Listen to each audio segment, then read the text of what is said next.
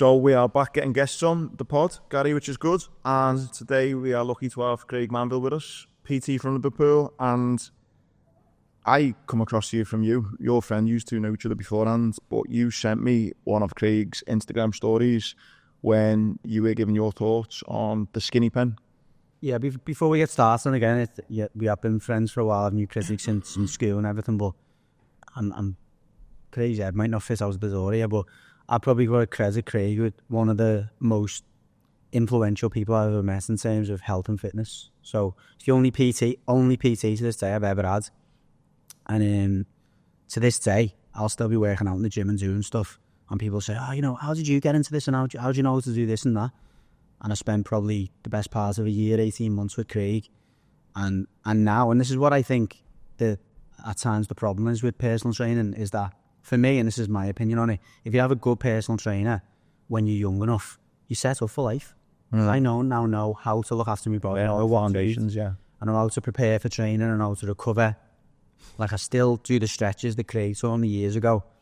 I still know the exercises. I know when to not train and rest. I know something that Craig taught me. So, I was dead keen to get Craig on because I respect his opinion, but more than anything else, I think as a bit of a message to anyone who's watching these shows, and you think, people think how much you pay PTs. There's not.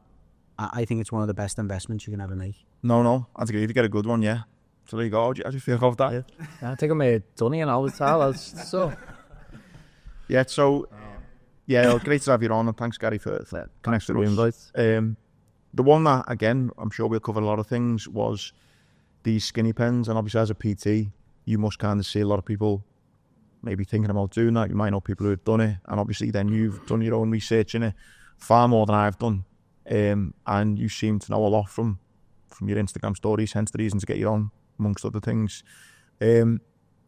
Just on that, just a quick question on that. Is it as kind of bad as, I don't know, well, some people don't think it is bad, but I mean, you're just general, in a kind of quick answer, if you can, just to kick us off, what are your general thoughts on it? Yeah, so these pens weren't designed for the general population. They were designed for people who had medical conditions, namely and foremost diabetes. So type 2 diabetes is basically a form of insulin resistance where the receptors for insulin don't work as they should on the muscle, because over time they've just been not exercising and eating poor and things like that. So these pens were designed to help people who struggle biologically because of things going wrong inside them, struggle to lose weight. What happened was, when the pens started gaining traction and when they were advertised around the world in certain countries, and they started getting sold on like the black market, there was a massive uptake of them from the general population. People who didn't need them medically but wanted them because they're going away to Marbella in 8 weeks' time. This then created a global shortage of the pens, which then spiraled, and now you've got diabetics who can't get the medication they need. So it's affecting them medically, which can then contribute to issues later on down the line, as we know, with issues with poor blood sugar control and stuff. But it's the lack of education around it as well, which is something hopefully I'm going to be able to share with you today. Can I just stop you and take you back a little bit? Because again, in this, I'm trying to ask some simple questions, because some people who are turning this on will have a lot of experience with diabetes or whatever, and some people have none. Talk to us a little bit about insulin first. Okay, so insulin is a growth hormone that everything that all humans need. I'm type 1 diabetic myself, as you know, so I was diagnosed when I was 15. I used to kickbox like 5 days a week at the time, so I was always dead lean anyways. At the age of 10, actually, I used to sit there and count my rolls of fat in front of my mum, and I'd be like, look, mum, I've got a new one. She'd be like, get your ass to the gym. But yeah, So I was always quite lean anyways, and one day I was in the gym, I was 15, and my coach came over to me and he said, Craig, you look like you're losing a lot of weight, mate. Is everything okay? I was like, yeah, fine. Anyways, a couple of days after that, got taken to hospital. I was walking home from school, and I remember just being on one side of Queen's Drive, and the next minute I was on the other side. So I went in anyways, they diagnosed me with diabetes, and I was like, what's that? So basically, insulin works as... What it does is it takes the carbohydrates that you eat all get broken down, right? And you all get broken down into sugars. It's the job of insulin to then take it out of the bloodstream and shuttle it into the muscle where it can be used as energy. Type 1 diabetics can't do that because their immune system attacks the beta cells in the pancreas that produce insulin, right? So that's why it's autoimmune disease. Type 2 is different. Type 2 is insulin resistant. So the pancreas can still make insulin, but it doesn't work as well. And later on down the line, it can get more complicated and things like that. But that's basically the job of insulin. Just thought that'd be important before getting into stuff. So again, we'll definitely come back to the pens in a minute. And obviously, you've done a lot of research on this. I started my little thing about personal training, weight management and stuff like that. You've obviously acknowledged that there are groups out there that do require the pen and it has got a place in the market. Yeah. What is your general message at the moment to people, and we're going to get into the science, but your general message to people who are in that position of, I think I need to lose that quick weight?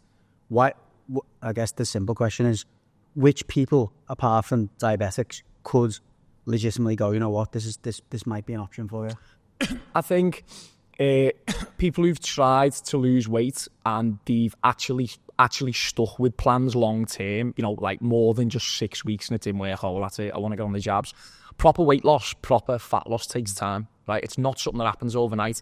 You don't eat yourself to 2-3 stone overweight in 12 weeks, right? It's often years and years of self-neglect and just not looking after yourself. Depression can set in, all that type of stuff. But there are definitely people out there who can benefit from it. Again, I couldn't say, you know, this but as a general, I'd say if you're extremely obese, I'm talking, you know, like 40% body fat and more, maybe 35, and you have tried other things, it may be ideal for you. But, and this is the big but, there are side effects that could cause severe issues later on down the line that we don't know a lot about yet, and that a lot of people are now now that it's kind of getting out there, a lot of these people are going back and saying, look, I'm getting this and getting that, etc. So there's a few people I know at the moment. I'm obviously not going to name them, but you know, some of them are close friends, and I know they're using these pens at the moment. I certainly not even close would put them in that category. Yeah, they're saying to me, and again, you know, it's different. There's different scenarios here, but a few of them are saying to me, "Oh, I get mine from a pharmacist, and this, that, and the other, so it's a bit more safer than getting it." How and where are these pens available at the moment, and what generally is the process that people go through from? Yeah, so again, I haven't gotten one myself, so I couldn't tell you like the exact kind of process. But I know people who sell the pens. I know people who order them online.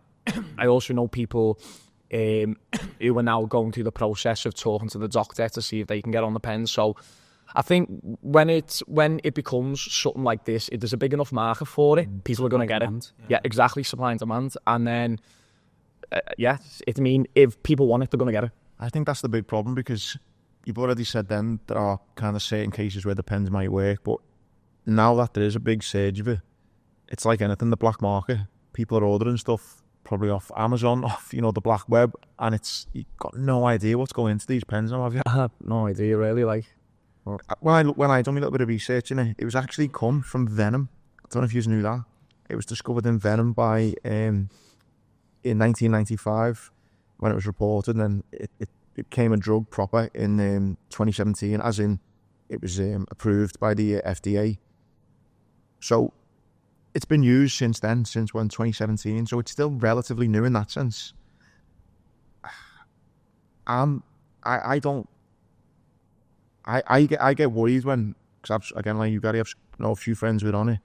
I just think it's mad how the information of these things, it's always the last thing to come to front. Do you know what I mean? Because people are just so quick to jump on the bandwagon. The short-term benefits. Yeah, sucked into it, then no one actually stops and goes, where am I actually getting this from? Would my doctor prescribe this? What are the long-term health benefits? Like you say, people's mindset seems to be very much on, so-and-so down the road's doing it, and he or she's lost 2 or 3 stone. I need to get on this now. That's what it seems like to me. Yeah, and not that we should trust the government, because we're going to get into this and obviously go back on COVID and all that stuff. But what is the actual government stance on this at the moment? So, Starmer obviously, I don't know if you've seen it, but he was on the mainstream news saying to people, yeah, we've got this drug now, it's going to be absolutely amazing for people, you know, it's going to help people with weight loss and things like that. Didn't once mention exercise, didn't once mention food. And Socrates, or Hippocrates, was it? Oh, they're not around anymore, so they're not going to get angry at me, are they? But yeah, one of them said an amazing quote years ago, and he said, let thy medicine be thy food, and let thy food be thy medicine. Every disease that we have today, right, all this diabetes and, you know, even like cancers and things like that, I believe personally the vast majority of these diseases start in the kitchen and through either and lack of activity.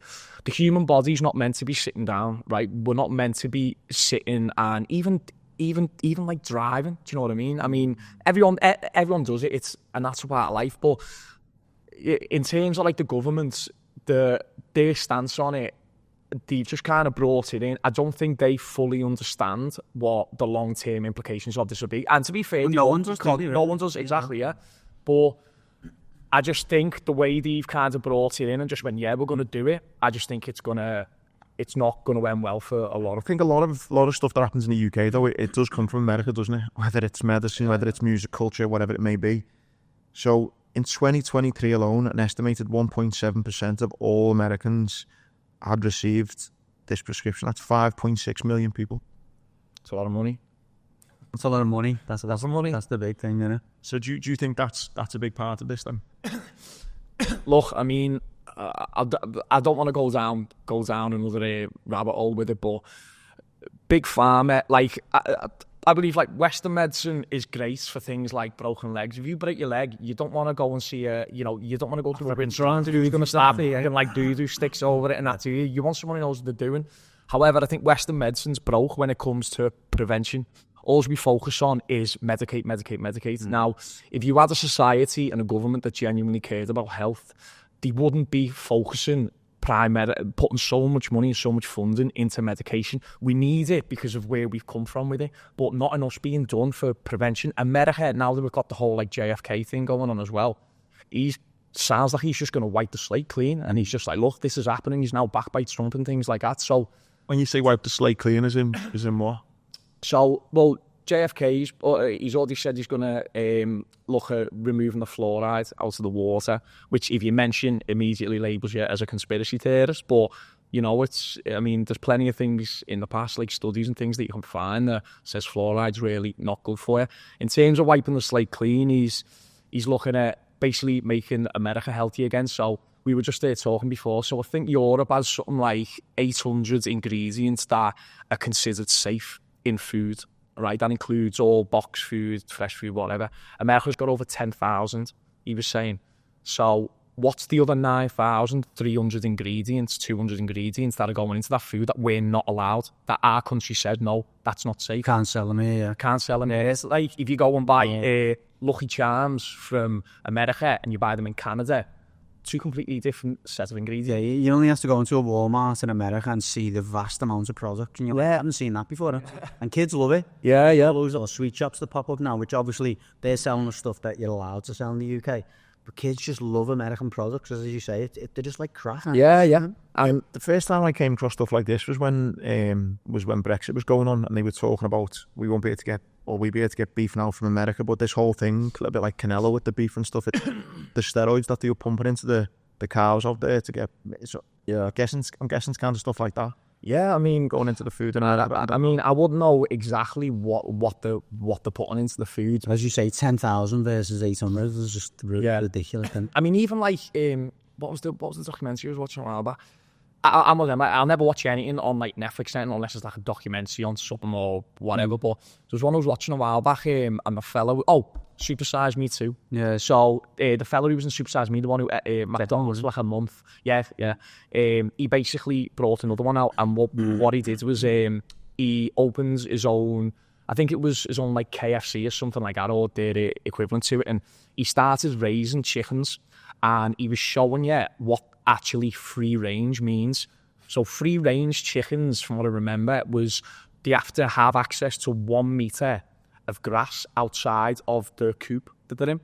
Now, when you think free range, what do you think? You think they're Don't do it every Real, the love it. After you know what I mean, like chicken run and all that, are made up, But it's not, and it's like it's a massive issue because that table. yeah, literally, like, and like the foods that they're feeding these chickens is just a lot of it is just like grains. But then what people seem to forget is what you consume is what they wash. Exactly, yeah. You know, it's why like pigs, for example, a lot of people call pigs like really dirty animals, but pigs have been known to eat the cancerous tumours off other pigs in the stables and stuff. It sounds grim, but you know, like if your food source is poisoned or it's neglected, then when You're saying you are what you eat. Exactly, yeah. Well, I don't know if any of you do you follow Anthony Fowler? It's just the sub. Do you follow Anthony Fowler? Yeah. Yeah. Yeah. Did you see his post last night? No. So we're date are we now? The 8th of November. So he posted on the 7th of November. His daughter was diagnosed with, I believe it's cancer, but it was a serious illness. Anyway, he's been to CBD for a long time now. He basically decided there was not going to be any chemo. You know, he was going to do it the way that he believed it right. And I think it's the best part of the year that they've had it. He lists all the things he's done. Basically, she's been cleared now completely. Wow. Completely cancer free. He's talking about, like, you know, we made sure that every day she went out and she walked on the grass in her bare feet. You know, there was no sugar whatsoever in the house. It was unbelievable, the discipline that they'd gone to as a family to cure her, but it's incredible. And anyone who doesn't follow him just to look at this post, because it's... What, she's now cured? She's now cured. He's like trying his best to not cry in this, like, talk that him and his missus done. But, like, do you know what I think? Going back to the whole food thing and what you said at the start of the piece of, you know, what you put into your body and stuff, it's just... I think the way we are from where we should be. The really scary thing on that, though, is the world that we live in, with the media, with the news, with the government. If you're at a point... Listen, my mum had leukemia and passed away with leukemia, and my dad at the time got the chance to say, look, do you want to try this treatment? It's got a 50% chance of working, or just let it run its course and your wife will be dead in 6 months type thing. So obviously, he was 36 at the time with 3 young kids, he's kind of said, look, do everything we can to try and save her. It took that 50% chance that it will work. I think for any parent now who, you know, touch wood, it never happens, but obviously it does, who says, you know, your child's got cancer, I think it takes a strong person to say, I want to go against what Western medicine say, I want to go against what the government say, I want to go against what everyone else has said, and actually just go down these treatments of walking on grass. Because I think that's, if my dad would have said, we're going to try these things, and in 6 months she died, I'd never forgive him, thinking, why didn't you do what the doctor said? Do you know what I mean? Let me quickly read this, because I certainly don't want to misquote something like this. So he basically said that she'd had a tumour. 6 months ago, she couldn't walk without limping. And he says in capitals, I don't know what has helped her the most, but I'll bullet everything we've done. He said, in my heart, obviously he talks about CBD and the role in that, and organic juice, etc. But he lists, like, no sugar, absolutely none. Either water from glass bottles, so Craig's got a glass bottle of water there, or distilled tap water, boiled in the kettle, etc. And he goes on and he lists all the things they've done. And he admits, and it's, you know, perfectly reasonable, but I'm glad he's done that. He lists all the things. He says, I don't know which helped her the most, but I do know that. So he's took no Western medicine? No, nothing. That's what I'm saying now, as a father now, God forbid one of your children, it would take a strong person to go, I'm not going to do anything that the doctor says. I think the worst part about this, right, is how we've been conditioned by the government, and most of all by the media. I don't call it the media, because I don't believe it's literally just pushing fear. Every newspaper, it doesn't matter what the paper is, every news channel, they just push agendas, which, what's the first thing you see on the news when it comes on? It's something about, there's, you know, something's happened and blah, blah, blah. And if you watch that day after day after day after day after day, obviously it's going to change, innit? But so I think one of the worst things about that is that you, as a parent, heaven forbid, if your child ever becomes like ill, like severely sick, who is someone else to judge you based on what you want to do for your child? And as a society, if you say, do you know what, I'm not going to go for this chemotherapy because I don't believe in it. I know someone who saved a child through doing things like grounds and things which, by the way, have always been used. So in the past 100 years that we've stepped away from things like grounds and things like meditation practices and, you know, herbal medicines and things like that. So, and it's just such a sad society when people have access to these medications. Psychedelics is another one that we can go into. And you're considered like a neglectful parent if you don't listen to the doctors. Doctors, right, I can honestly tell you this. I've trained 2 doctors, right, really, really busy doctors who worked in Liverpool. 2 of the most unhealthiest clients I've ever had. Absolutely, like the bodies were a wreck. The blood pressure was through the roof when they first came in, when I done the tests on them. They physically couldn't run a mile, physically couldn't do it, had to stop the test. And this isn't me having a go at doctors, but, you know, doctors will tell you themselves they're massively overworked, like the stress they're put under, and then they're in a room for 8 hours a day advising people what to do for their health.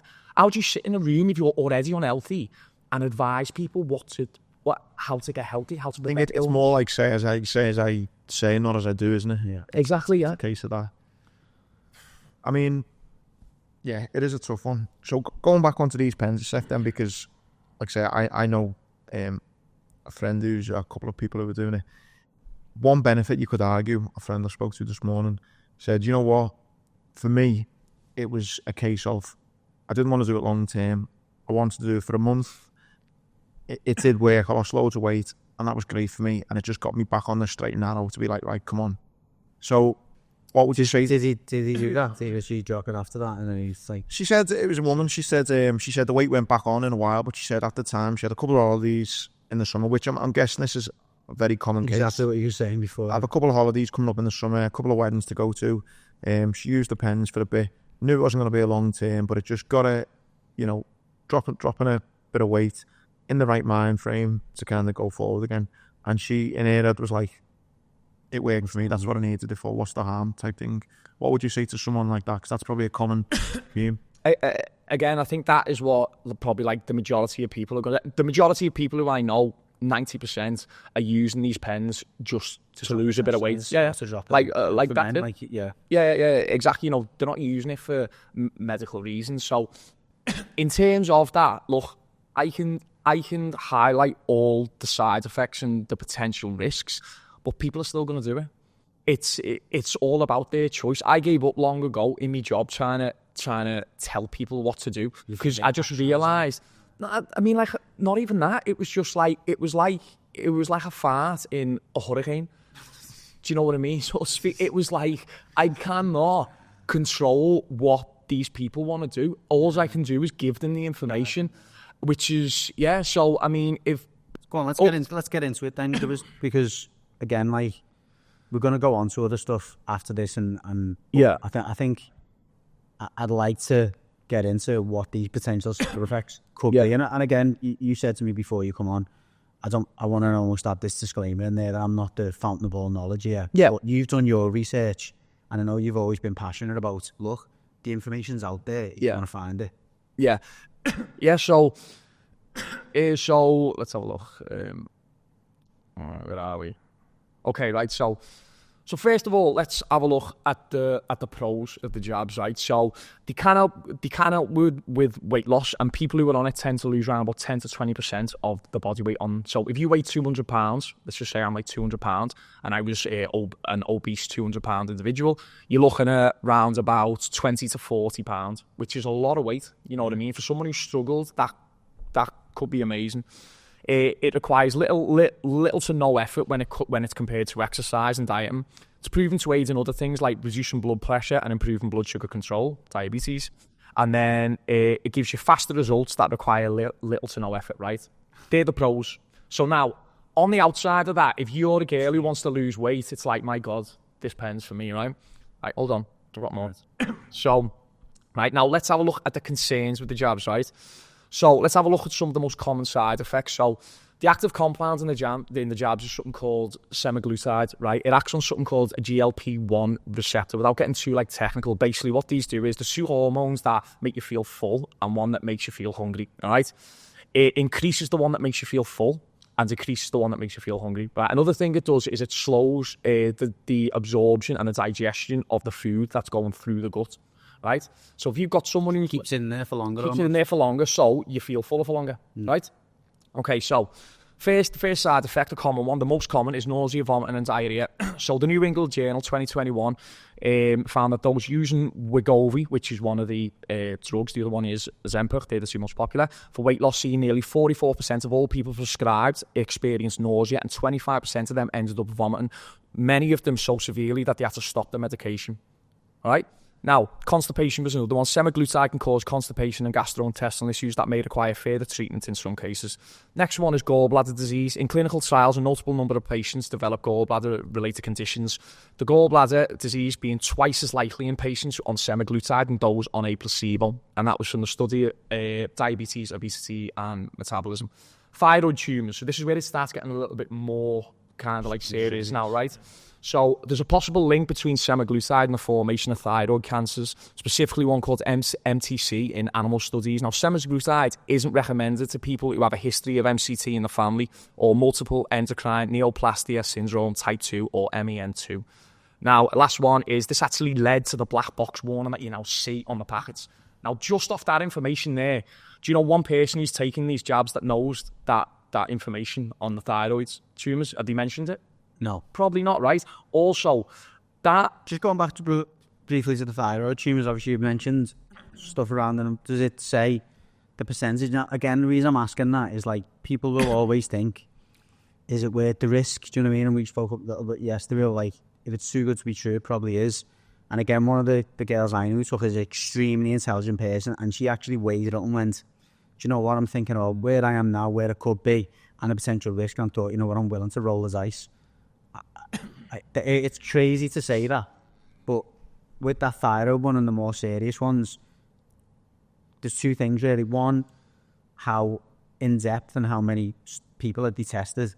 Because again, it's only been around for a few years, so there can't have been that much testing on it. For people to get cancers or that type of... It can take years, for someone to get so quickly when this has probably only been tested 3 or 4 years ago. Yeah. Like the kind of flags are already there in animals. So this study was done on animals, right? So they haven't got any human study in here too. However, if it's showing symptoms of thyroid cancer in animals, we're not that far from them, right? And also, that study in itself led to the black box being put on the labels of these jabs. So for those of you who don't know, when you get hold of one of these meds, Ozempic, Wegovy, anything like that, on the instruction leaflet on it, there's a black box, and that black box was forcibly put on there, which labels these high risk, issues like cancers and things like that. There's also, I won't go through it all, but there's pancreatic cancer risk, mental health and psychological impact. So that was one that actually caught me a bit whoa. So with that, there's a potential link between the GLP-1 agonist, so that's the foods that's the chemicals that affect this GLP-1, and an increase in suicidal and depressive thoughts. If you're depressed and you're going on this medication because you're overweight, you've now got there's a potential link between suicidal thoughts and this medication. And again, this is something that people don't know. But the information's out there. Do you know what I mean? Cardiovascular concerns, hypoglycemia. So because it lowers blood sugar, if you're already type 2 diabetic or whatever, it can actually lower your blood sugars to the point where you could collapse on them. And kidney issues. There's acute kidney injury linked to the meds, especially those who vomit as excessive strain is placed on the kidneys. It's particularly dangerous for anyone who suffers with the kidneys or who may have kidney-related issues. Just to put it into context, the normal stuff that people say, paracetamol, and I'm going to feel quite strongly about the use of what's the other one? The two common ones. Norepinephrine and ibuprofen and stuff. Ibuprofen, paracetamol, because they're common, drugs that people say, but they're available in the chemist. There's not even a shred of anything close to that type of thing, and general medicine in the chemist. How on earth how on earth have all those studies taken place and there's all that risk and people are still being prescribed it on a mass level? Yeah, I think again, mate, this is. I mean, we could like talk till tomorrow morning about this government, like, you know, but it's like, I mean, Keir Starmer for me summed it up the other day when he was on the telly and he was speaking to you about how this is going to be fantastic and it's going to be great for everyone. They have no idea how it's going to work, but he's promoting it as it. So anyone who watched that, right? I remember watching it and thinking to myself, if I was overweight and struggling to lose weight, because he said that, the Prime Minister, because he said that, it has to work, right? It has to be an issue.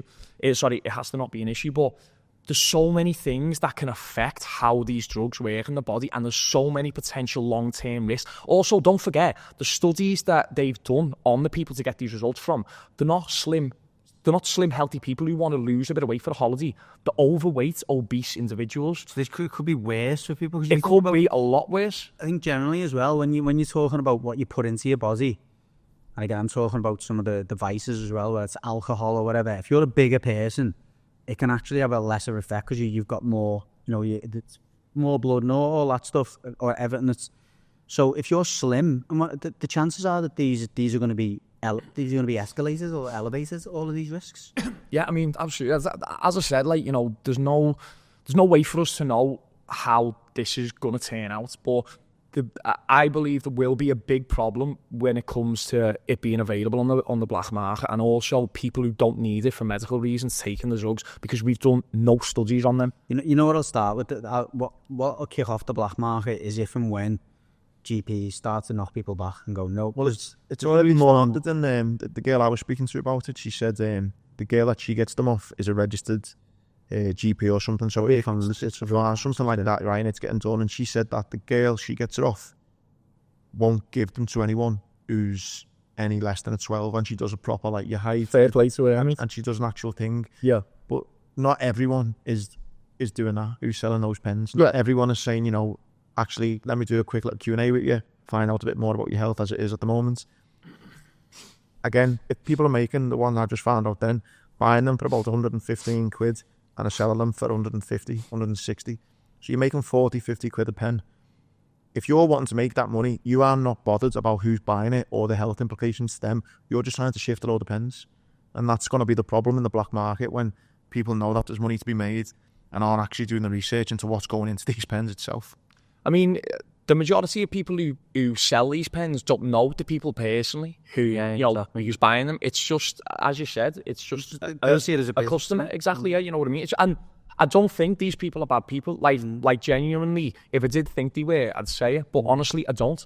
I think they're just misinformed, and they've jumped on something which even the experts don't know how. Like, even the Prime Minister's saying it, so... Exactly. How can anyone feel bad about selling them? Yeah. When the Prime Minister is saying it's all right. Yeah. I think that a really interesting point you made then, which I kind of half-side with people who are doing it, it's like everything in life is a gamble, isn't it? You know, you jump on a plane, there's probably a 1 in 100,000 chance of playing gamblers. You know, you do a bungee jump, and so I can understand why people are going, yeah, there are a load of risks there, but life's full of risks. Life, that, you know what I mean? You see the damage that alcohol does, and then every now and again you see like a 115-year-old woman and they say, oh, what's the secret to good life? She doesn't smoke a glass of wine every day. So I think that's how people are sometimes looking, and they're thinking, I know the risks, but like your friend said, I'm willing to take them. And unfortunately, I just think that's a bit of society at the moment, isn't it? Absolutely, yeah. I mean, going back to what you were saying there as well about like older people who just seem to smoke and drink and all that, there's a gene called the FOX2 gene. I don't want to misquote this, but let me just see if I can remember. So basically, there's a gene that very, very few people have called FOX2. I think it's called FOX2, and basically it enables them to basically almost like kind of detox from like things and recover really fast. So again, I haven't like looked into this extensively. I remember listening to Rhonda Patrick, who's like a nutritionist, like absolute guru. She was on the Joe Rogan podcast, and I think it was like a third one, and she was talking about this gene, and she said these are the people who can, as you said, they can drink until they're 80 years of age and have no issues because this gene kicks in and stuff like that. So Yeah, I mean, Imagine you having that. you give it. No. Well, that then comes on to, I think, what another massive issue is, and it probably leads us into other things now, would have went on over the past. I just think social media now has become so big. I would remember in history, school, you know, one of your first history lessons, and one of the first rules in history is, where did the source come from? Primary, secondary sources and stuff. Yeah. Do you know what I mean? When you read, we were talking about the war, the newspaper put this article out. Why would they put this article out? Because it Propaganda. Whereas now, there's that Denzel Washington quote, and it says, you know, the media, like, if you don't say it first, you're last. So you've almost got to say it first. And it doesn't matter if you're right or you're wrong. You've just got to get the information out there. And we live in a world now where, I was kind of talking to you off air, you've got the Hock Tour girl who was pissed on a night out, describing how she gives a man a blowjob, has now got 1 million followers on podcasts, giving almost life advice that people are really interested in. So this idea of, like, actual information and reading things yourself and taking it from a number of different sources, making your own opinion, that's a far cry from where we are now, because of opens celebrities and all, I suppose, experts who you'd assume that they're in the know. I think for your average Joe, I'm going to put myself in this, it's very hard to know who to believe, you know, What their motivation is. what the motivation is. And I think a lot of that, I believe, come from COVID. You know, when COVID first started, I remember I had a joke with my dad. It's still a running joke now. He was kind of like, he was very much, oh, fuck all this, you know, it can't be that bad. And we walked into Tesco's and everyone had masks on, it was like hysteria. And he slowly started putting his jumper over his hands because he didn't want to touch the trolley. You know, he's already, like, the panic kind of set in, and I always, you know, call him a shitbag for that type of thing. We have a joke about it. But my point is, the hysteria that started, and then a couple of years later, I think if you ask most people, they'd say, I can't believe I believed a lot of that. And I think the mistrust now in the media, in governments, in so-called health experts, has just took a massive nosedive. And I think that's why things like this, now you don't know what to believe. Yeah, I mean, well, we were talking, weren't we, off here, and we were saying about how, obviously, in the recent elections in America, I think every single state voted Trump. There was cities that voted blue, let's say, with Kamala, but the entire, if you look at it on the map, America was a red wash. The entire country, their media did everything they could to get Trump out of office so he didn't win, but people are just had enough of it. Like, they're onto it. They're aware that the media, CNN, NBC, CNN and NBC, the ones are. They're just aware of that. It isn't what It's the opposite now. They're Exactly. thinking there's something wrong. Yeah, use ramming it down our throat. Yeah. That's skepticism that Andy's saying. It's created since COVID, isn't it? People, Yeah. I think more of the general population are going, there's something not right about this. Why are you pushing it so much? I think we're actually seeing the dying age of media in terms of TV. Like, I really do. I don't know anyone my age who watches the news anymore. I don't know anyone in you know, the generation after us who's watching the news. It's just dying. As you said, though, we've now got this thing where people are getting their information from TikTok and things like that. Now, it's not necessarily bad. However, if you're not following the right people, What's that character on it? It depends who you follow. Exactly. Like in my industry, there's a lot of, like, phenomenal, worldwide renowned strength and conditioning coaches. Brett Contreras is one of them. What's the other one? Brad Schoenfeld. Now, you've probably never even heard of them, have you? But they've done some of the most groundbreaking research in strength training and things like that. Now, I've got one of them, two of them, sorry, on one of my Instagram accounts, and the followers are, you know, a couple of 10,000. As you said, you go on Hot Tour, talking God knows how many. Or even if you go on someone who's more associated with, you know, fitness, you know, a fitness influencer, they've got like times 10, times 20 the amount, but they know nothing compared to these people. But something else that was really important that I wanted to talk about before, about the pens, was the effect on muscle mass. Right, so this was interesting. So basically, I'll just give you some of the benefits of muscle mass now. So a higher muscle mass is associated with a lower risk of cardiovascular disease and death. Survival rates in cancer patients were significantly higher compared to those with lower muscle mass. Diabetes, muscle increases insulin sensitivity, helps control blood sugars. The list goes on. Now, something they found with these pens, the Lancet Diabetes and Endocrinology study 2021, participants lost around 50% of body weight, with 1/3 coming from lean muscle mass. right? So you lose muscle mass when you're on with these pens. You think the weight's losing weight. All you do is look at weight, but they're not accounting for the muscle that's coming off. 2022 found that semaglutide decreased weight with notable amounts coming from lean mass and a slight reduction in bone density. Now, anyone who's over the age of 50 is prone to things like osteoarthritis, osteopenia, broken, frail bones, brittle bone syndrome. So they're now taking stuff to lower the weight, which is potentially opening them up to broken bones, because it's actually been shown in studies, that was from the study in Obesity 2022, it's been shown to have a notable effect upon bone density. So bones are becoming weaker as well, potentially, off it. I mean, the list goes on, slow protein synthesis. So if you... That was the bit, sorry, that was the bit that I think I sent to Andy and went, you know what, we need to get him on, because that bit for me was the most shocking. Like, and again, I'm not gonna... I've got a mate, right? I won't say who he is, but you've met him. And he's a big lad, but quite a stock lad, and he's taking these pens. And he definitely doesn't know that it's taking away his muscle. He's just thinking it's taking away fat. No, because he's quite a big lad anyway, when he goes to the gym. Wanted to lose a bit of weight. He has got no... I know for a fact he doesn't know that it's taken away. A third of that weight he's losing come from muscle mass. No, he definitely doesn't know. So another one he done was a study it was called the semaglutide Step 1 trial. So they went through 3 different phases with it, right? So Step 1, participants all with BMIs of 30 plus, so quite big individuals, lost around 15 to 20% of body weight, with 25 to 30% of that coming from lean muscle mass. Now, as I said, if you lose 30 pounds on this, right, you've lost 10 pounds of muscle. There's not a single thing, there's not a single health benefit I can think of that comes from losing muscle. Not a single one. Off the top of my head, I can't think of one beneficial thing that will come from losing muscle. And people say, oh, well, you know, I need to lose, you know, I've lost all this weight. You might have lost the weight, but for someone who's on the lower end of the scale, people who just want to do it before their holiday, the potential, they're literally malnourishing themselves, because anytime you're on whatever 1,200 calories, if you're having like 1-2 meals and it's only very small, you're not getting the amount of vitamins and minerals your body needs to recover and repair to keep you healthy, you know what I mean?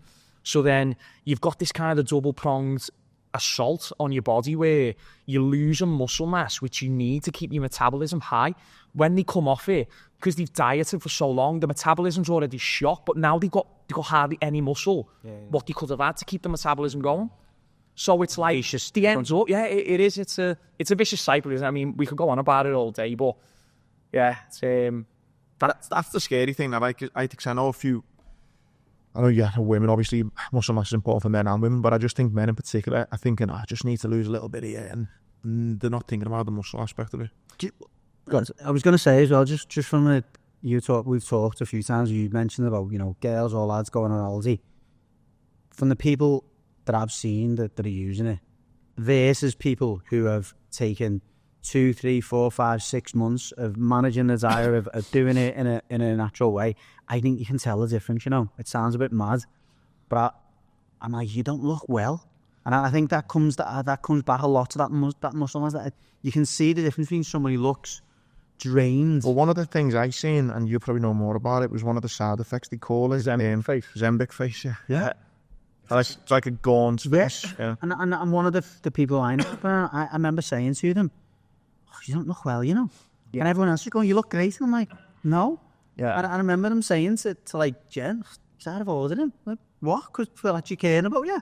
So one of the main ways it comes up, right? So the fat that sits underneath the skin is called just subcutaneous fat, right? So when you start to go on this extreme, like low calorie diet, it obviously comes off there. The issue is they lose it so fast. They lose it on the face, which is where the term Ozempic face comes from. Now, as a diabetic, I've had times when my blood sugars, if I basically undereat for a couple of days, and this might be affected obviously by my blood sugar control as well, I look gaunt. Like my face literally, if I go like really trim, my face is like that, and you can see like my cheekbones and stuff, and I look ill, even though I feel all right, for me, it's too thin kind of thing. And you've got people now who, they're not thinking about, as I said, as we've spoke about, like the long-term effects of this. And my main issue with it is, the doctor gives you the medication and tells you how to use the medication. However, they don't tell you the other things around it, then you have to resistance train. That your muscle mass is going to reduce when you're on this because you're in a calorie deficit. So you're going to have to work extra hard at lifting weight. You have to make sure that your protein amounts in. How much protein do you need to eat? Yeah. I don't know, doctor. You just told me that I can take this pen and lose fat. Just put it into context, and probably not. You wouldn't be able to give me an exact answer. This say I train 3 times a week at the moment in the gym. I start taking this pen. How much more do I need to do in the gym just to maintain my muscle mass? So to maintain, you need to consume around about 1.2. Right. So With the pen, I mean, how much more would I have to do just to try and reduce the rot of muscle mass? I mean, anytime you're in a calorie deficit by itself, right, you're going to lose muscle and fat, right? Because you're eating under what your body needs to maintain its weight, right? So if you're doing that, but then you've got... So one of the other effects of this that they found was that semaglutide slowed protein synthesis. Protein synthesis is the quality or the rate at which the muscles can use and synthesize protein. So this potentially contributes to muscle loss during weight loss, Ozzy. Now, this might reduce muscle preservation, excelling muscle mass whilst on the drug.